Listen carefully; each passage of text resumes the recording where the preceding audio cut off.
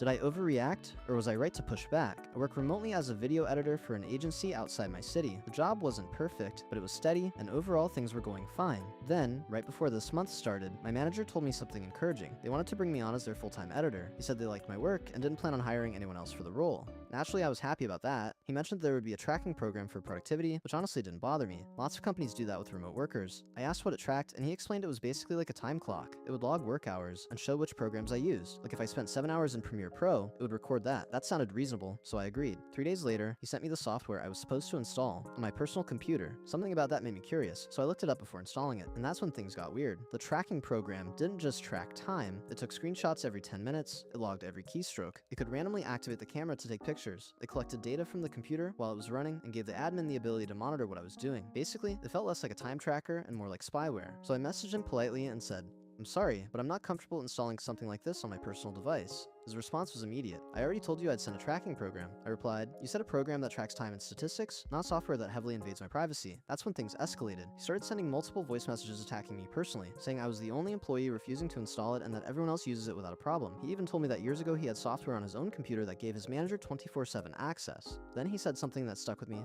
"I'm paying you for 7 hours that belong to me. How do I know you're not working for someone else during that time?" And honestly, I get his concern, but at the same time, this is still my personal computer. I told him I wasn't against productivity tracking. I understand companies want accountability, but installing software that logs keystrokes, takes screenshots, and can randomly activate my camera on my personal device felt like crossing a line. So now I'm left wondering, did I overreact, or was I right to push back?